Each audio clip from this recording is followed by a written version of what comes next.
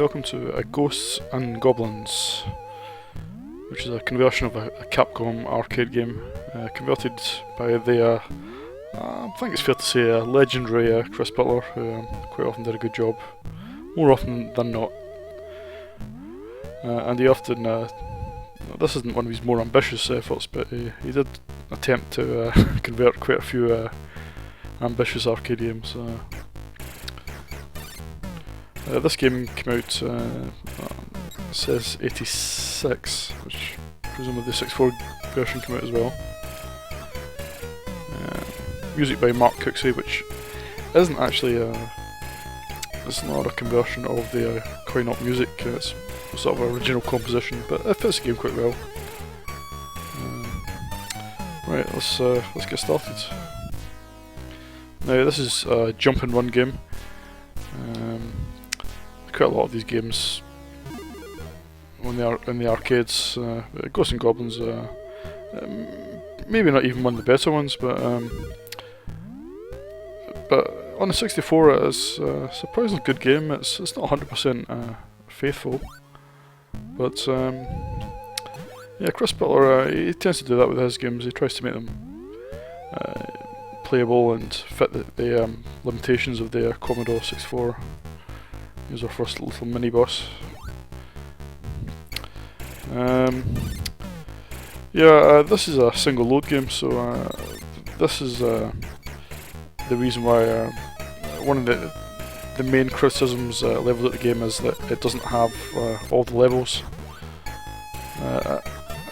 and it's simply because it's a single load game. I mean, there's only so much data, graphics data, you can squeeze into a 64K home computer. I think sometimes your younger games player doesn't quite understand this, but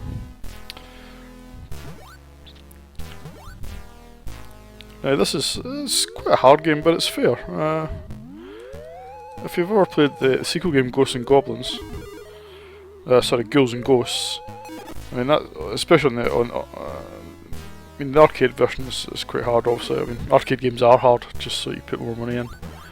But the home conversions should be more balanced, but Ghouls and Ghosts is really hard on the 64. It is a good game and it's a good conversion on the 64, but it's a really hard game.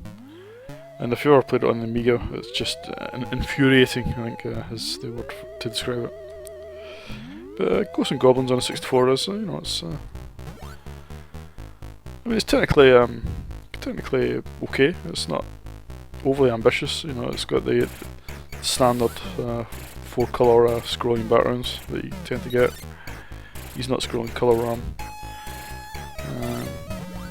The sprites, there's not a lot too many sprites on screen. I mean, sometimes there is the odd bug where oops, let's quickly put this bit. Quickly talking and do this at the same time. There's quite the odd bug that sometimes sprites sort of half flicker on and off. You know, people's legs disappear, but I mean, you get that in a lot of 64 games, to be honest. Yeah, these guys quite hard. Well, I'm not doing too badly. Well, you can see there that that guy's legs are disappeared. I think it was just his legs were hanging over the vertical raster split where the score panel is. I wasn't quite sure whether to display the sprite or not.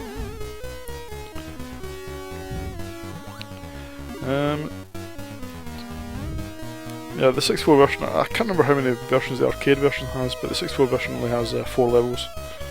But I mean, what does... It's one of these games where it seems hard, but the more you play it, the further you get each time, really, I think. So it's quite fair in that respect. There's another boss. Yeah, there you go. So we're now in the halfway stage. Now this bit can be a little tricky because these clouds, there's a certain random element to them. Sometimes they don't play in your favour, which can be a little frustrating. You try and get in this cloud here. Yeah. The graphics are quite smart, actually. They're quite representative of the arcade version. A little small, maybe, but in terms of the sprite sizes, but you know, it's to be expected really. I believe Chris Butler himself did the graphics, which he often did for his games. He's quite a talented graphic artist, I must admit, as well as being a talented programmer. This bit can be a little tricky. Doing alright here, but I'm trying to concentrate.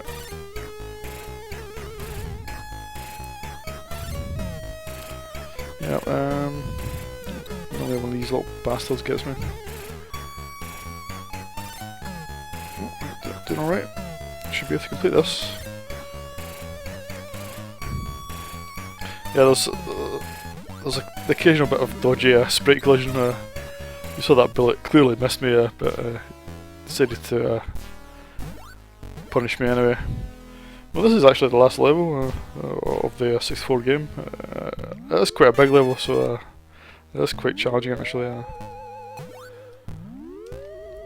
mean, I'm obviously quite experienced at playing this, and I've just whizzed through it. But if you've never played it before, it would take you quite a while to get as far as I've got. I mean, I don't always complete this level. It's quite challenging. But I'll give it a go. I can't remember which way to go here. There's the choice of two routes, but for some reason I think this rings a bell.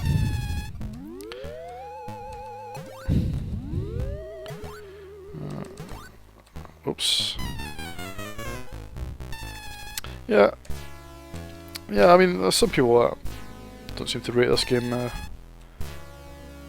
They've obviously no understanding, you know, of how good it was for its time when it was released, and I think it still plays really well. I think I'll I'm almost dead here now. I think in terms of score, I think I'll give it. I think it's one of the best jump and run games on the 64. It's still a great game. Though it is a little short, but I'll give it. I'll give it 9 out of 10. Might have gotten a little more if it had been more of it, but it's understandable. Yep, 9 out of 10. So that's not a bad score at all.